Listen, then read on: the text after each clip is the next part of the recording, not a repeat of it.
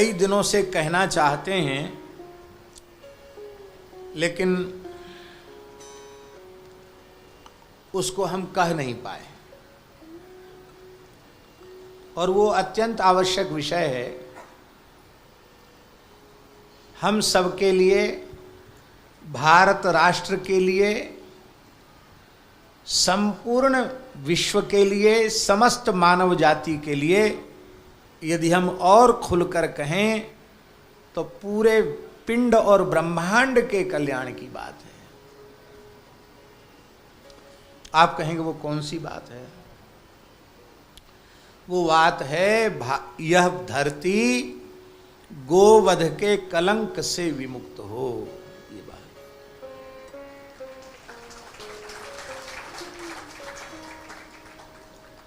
आप लोग कहेंगे धरती की बात कहाँ, आप तो भारत की बात कह रहे हैं। हमारा यह मानना है और हमारा भगवत कृपा से, गंगा जी की कृपा से यह विश्वास है कि जिस दिन भारतवर्ष में पूर्ण रीति से गोवध पर प्रतिबंध हो जाएगा,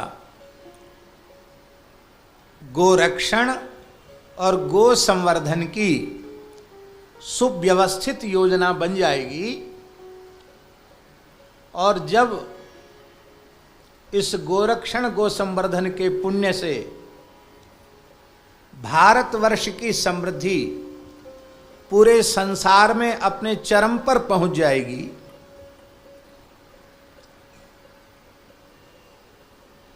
केवल ज्ञान में नहीं, केवल बौद्धिक रूप से नहीं, भौतिक रूप से भी भारत इस धरती का सबसे समृद्ध राष्ट्र जब गोरक्षण गो संवर्धन के द्वारा बन जाएगा, तो हमें ऐसा विश्वास है भगवत कृपा से कि फिर सारा संसार भारत से यह प्रेरणा प्राप्त करेगा और संपूर्ण विश्व में गोवध प्रतिबंध हो जाएगा, सारा विश्व गो उपासक गोभक्त हो जाएगा। और जिस दिन ऐसा भाग्यशाली क्षण इस धरती पर आ जाएगा तो किसी को कुछ करना कहना नहीं पड़ेगा, सनातन धर्म का ध्वज पूरी धरती पर फहरा जाएगा।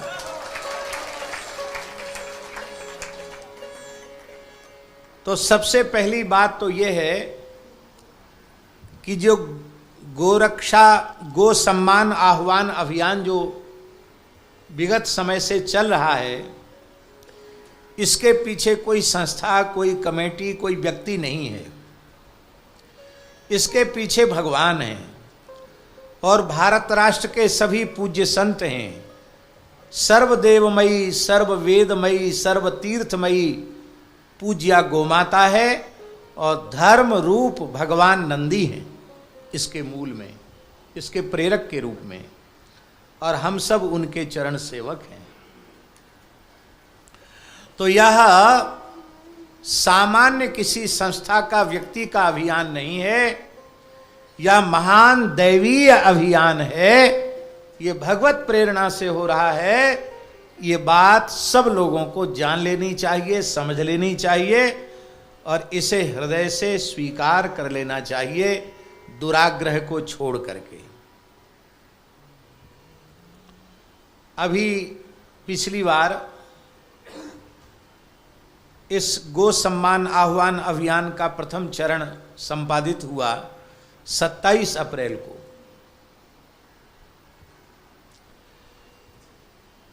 तो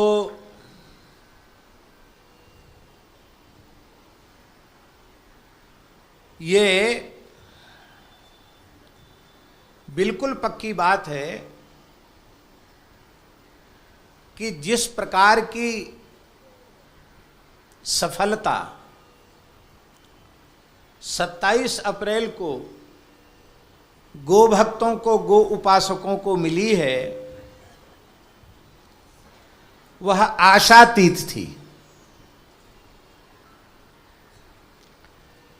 आशातीत हम इसलिए कह रहे हैं कि इसके पीछे कोई बड़ा संगठन नहीं, व्यक्ति नहीं, अर्थ की व्यवस्था करने वाली भी कोई संस्था नहीं,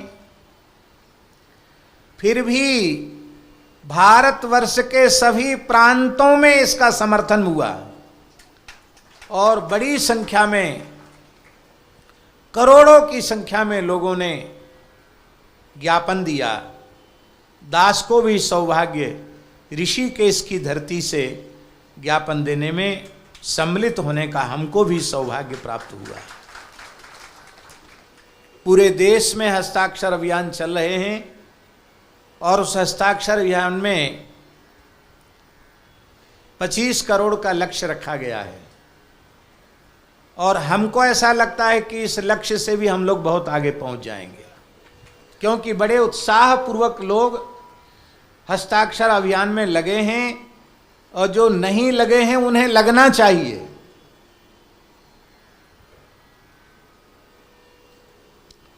मूल का रक्षण अत्यंत प्रयत्न पूर्वक होना चाहिए।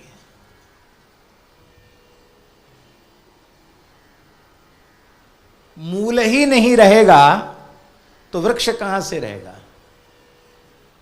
छिन्ने मूले नैव पत्रम न शाखा।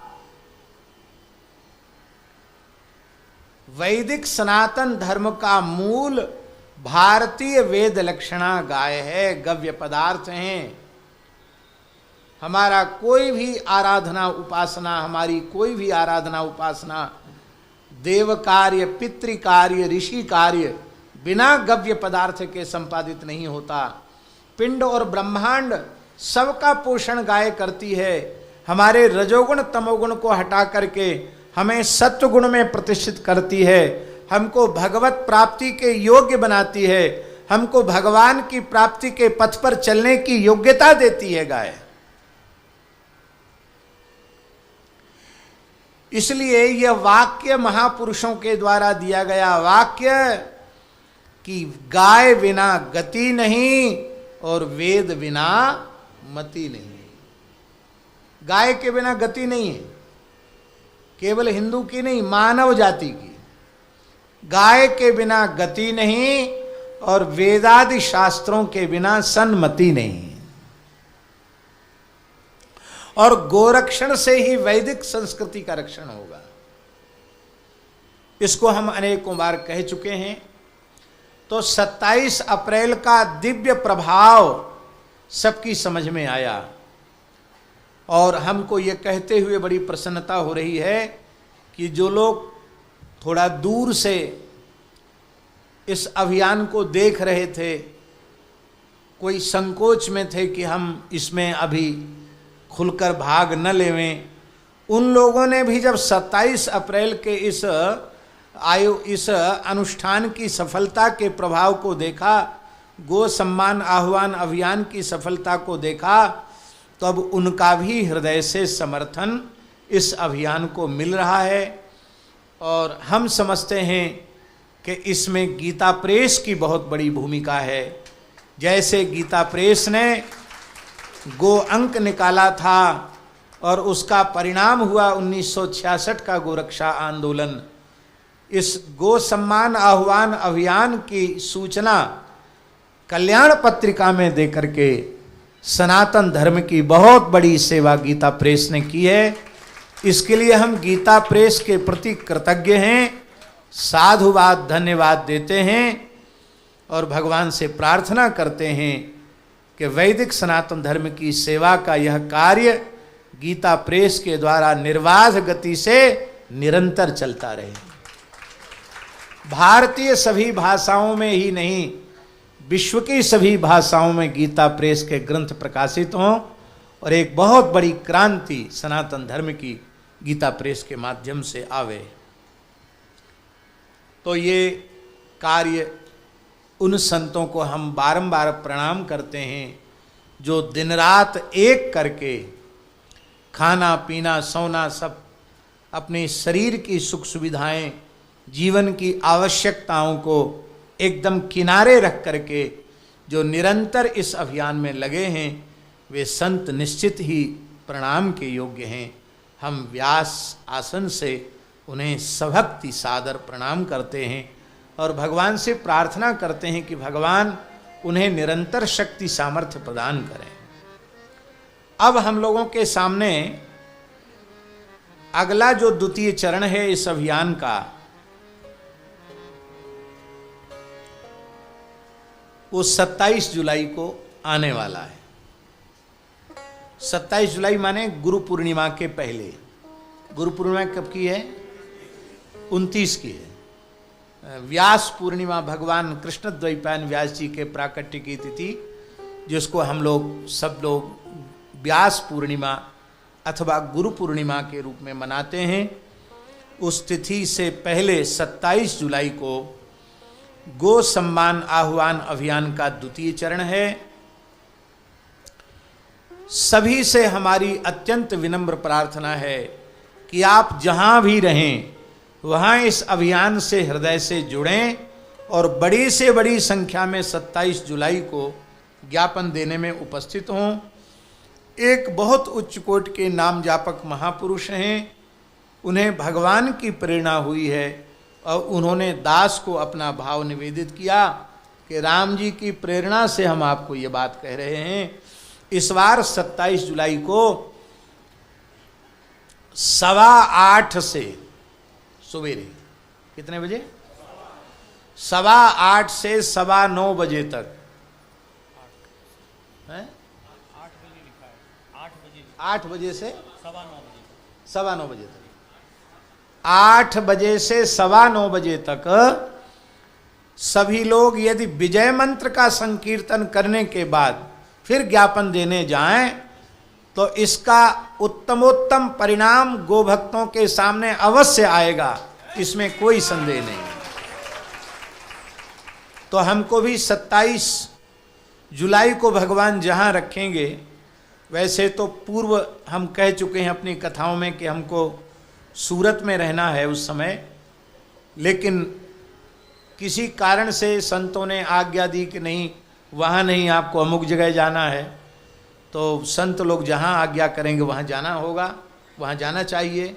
अभियान में जहाँ आवश्यकता हो वहाँ जाना चाहिए। तो हम जहाँ भी रहेंगे 27 जुलाई को हम इसमें अभियान में सम्मिलित होंगे। तो सबसे प्रार्थना है कि पूरे भारत राष्ट्र में एक ही समय पर 8 बजे से लेके 9:15 बजे तक, क्यों 8 बजे से लेके 9:15 बजे तक घड़ी देख करके एक साथ करोड़ों लोगों को श्री राम जय जय राम का संकीर्तन करना है और इस विजय मंत्र का उद्घोष करके चलेंगे तो विजय अवश्य होगी, इसमें कोई संदेह नहीं है। एक और प्रार्थना है, जो रुग्णावस्था में होने के कारण या वृद्ध होने के कारण प्रत्यक्ष रूप से वहां पहुंच नहीं सकते, वे अपने घरों में ही अपने ठाकुर जी के निकट बैठ करके 8 बजे से 9:15 बजे तक विजय मंत्र का कीर्तन करें। इतना भी हम लोग करेंगे ना तो सिद्धि असिद्धि सब भगवान के हाथ में है। कर्मण्येवाधिकारस्ते मा फलेषु कदाचन। भगवान के हाथ में सिद्धि असिद्धि है, जो भगवान चाहेंगे वही होगा। पर जब कभी हम लोगों का देहावसान होगा और हम भगवान के सामने पहुंचेंगे और भगवान पूछेंगे कि तुम धरती पर थे और गोवध जैसा भयंकर पाप हो रहा था, उस पाप को देखते हुए तुमने उसका कोई प्रतिकार नहीं किया है। तुम्हारे सामने गो सम्मान आह्वान अभियान मेरी प्रेरणा से संचालित हुआ, उसमें भी तुमने अपना किसी भी प्रकार की सहभागिता सुनिश्चित नहीं की, तो तुम निश्चित ही गोवध के पाप के अपराधी हो। तो जिस वातावरण में हम लोग रह रहे हैं उसमें गोवध के परमाणु चारों ओर व्याप्त हो रहे हैं। श्वास प्रश्वास के माध्यम से वह हमारे भीतर जा रहे हैं। हम अपने आप को समझते हैं कि हम इस पाप से मुक्त हैं, पर जिस धरती पर गोवध जैसा पाप हो रहा है वहाँ हम निवास कर रहे हैं, वहाँ का अन्न जल हम ग्रहण कर रहे हैं, तो हम भी अपराधी हैं।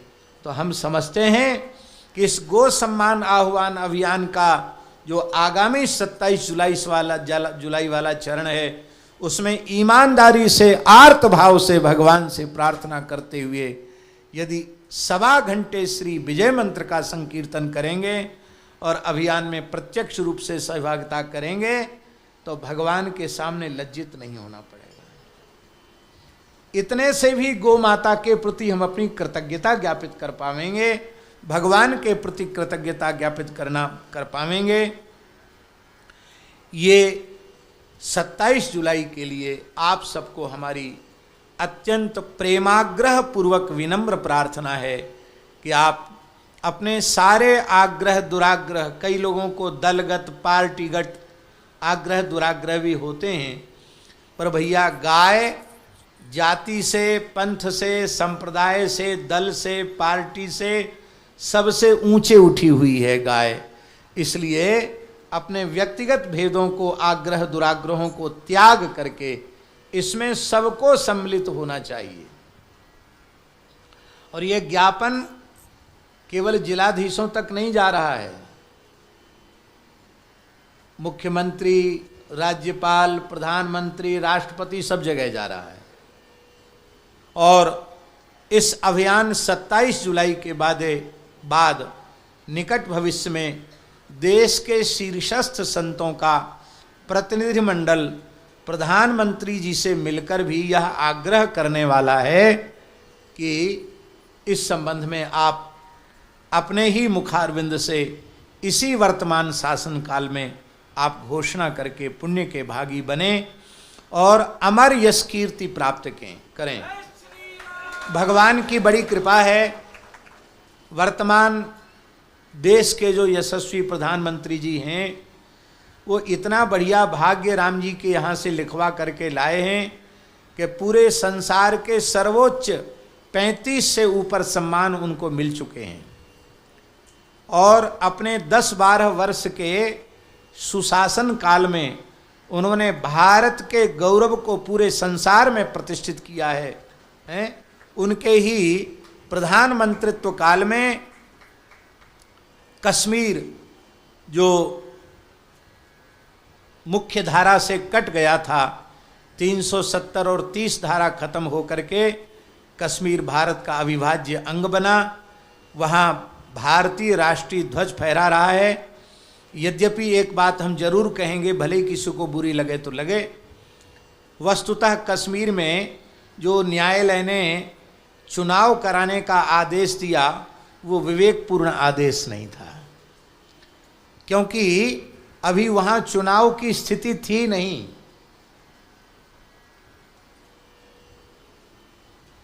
क्या चुनाव की स्थिति थी कश्मीर में? क्या, लेकिन फिर भी हो गया, न्यायालय का सम्मान किया गया। तो पहले चुनाव की स्थिति आवे तब चुनाव वहां हो। और अब इतना अच्छा काम हुआ तो कभी न कभी वो भी आ जाएगा जब कश्मीर फिर से सनातन धर्म का केंद्र बनेगा। तो ये काम भी उन्हीं के शासन काल में हुआ।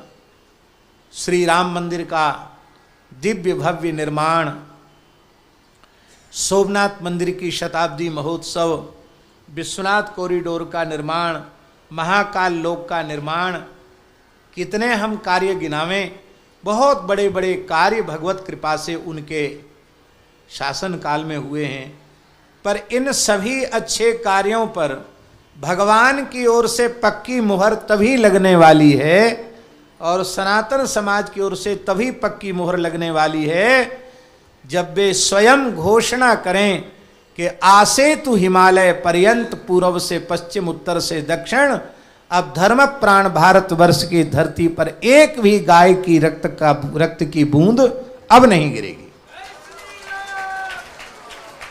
इसका व्यवस्थित इसकी संयोजना करें और भगवत कृपा से भगवान उन्हें शक्ति सामर्थ्य देंगे और भगवान ने दे रखी है।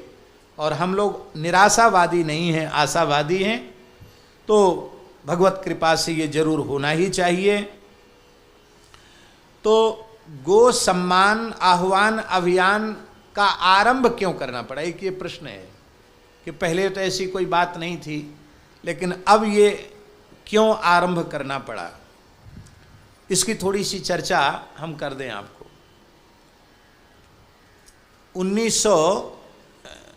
2014 2014 में ही बने ना प्रधानमंत्री।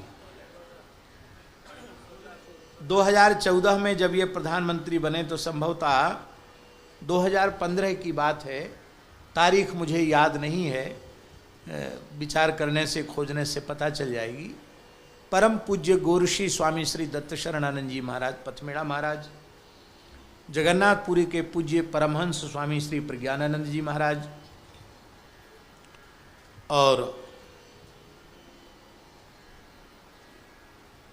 पूज्य स्वामी श्री गोविंद देवगिरी जी महाराज और यह दास आप भी थे, कृष्ण कुमार जी, हम लोगों ने हैं, हाँ, और श्री राधा कृष्ण जी भी थे।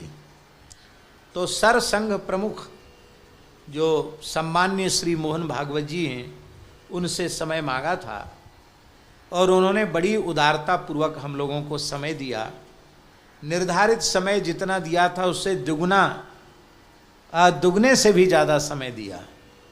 हम समझते लगभग 1-1.5 घंटे हम लोग हैं, देखिए एक प्रमाण तो कम से कम हम लोग को मिल गए ना, गवाही साक्षी हैं, तो कृष्ण कुमार जी गवाही हैं।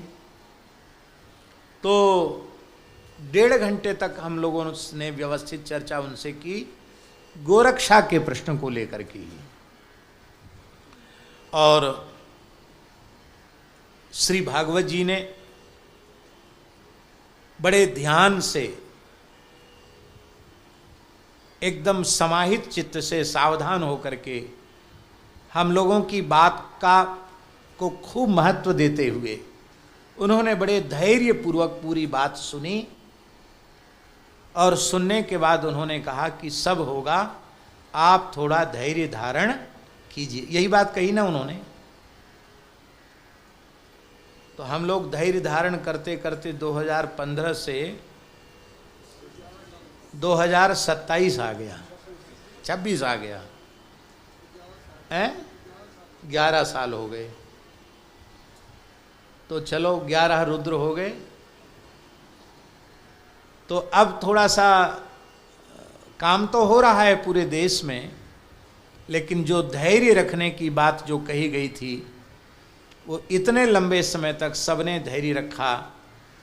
तो आवश्यकता है कि शासक जब अनुकूल है, शासन अनुकूल है देश में, प्रदेशों में, सब जगह शासन। अब जो उत्तराखंड का देखो तो गौ माता के लिए सर्वाधिक अनुदान देने वाला प्रदेश उत्तराखंड है।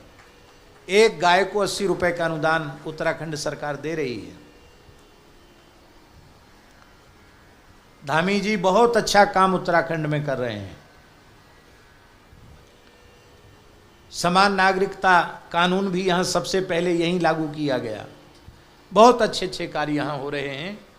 तो प्रायः भारतवर्ष के अनेकों प्रांतों में इस प्रकार की विचारधारा का शासन है।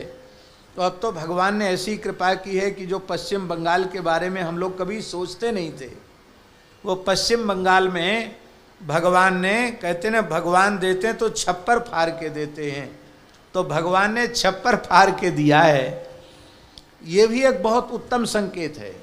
हर बार बकरीद पर कितने गोवंश की हत्या होती थी, इस बार पहला, हम सब समझते हैं कि देश के स्वतंत्र होने के बाद इस बार पहला ये कोई म्लेच्छों का उत्सव था जिस उनके उस आयोजन में गोवंश की हत्या नहीं हुई।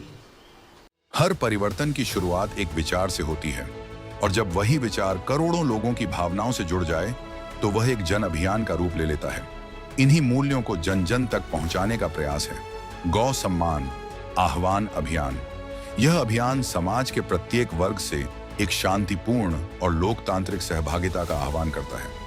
इसका उद्देश्य है गौ सेवा, गौ सुरक्षा और गौ सम्मान जैसे विषयों पर जन जागरूकता बढ़ाना और अपनी बात संविधान सम्मत माध्यमों से देश के नीति निर्माताओं तक पहुंचाना। अभियान का संदेश स्पष्ट है: संवाद, संयम और सद्भाव, सेवा का भाव, सुरक्षा का संकल्प और सम्मान का संस्कार। इन्हीं 3 आधारों पर एक जागरूक समाज का निर्माण संभव है। यदि आप इस अभियान के बारे में और अधिक जानना चाहते हैं तो इसके आधिकारिक माध्यमों से जुड़ सकते हैं। इसकी जानकारी पढ़ सकते हैं और अपने विवेक से इसके उद्देश्य को समझ सकते हैं। एक विचार, एक संकल्प और एक जन भागीदारी। गौ सेवा का मान बढ़ाएं, गौ सम्मान का दीप जलाएं।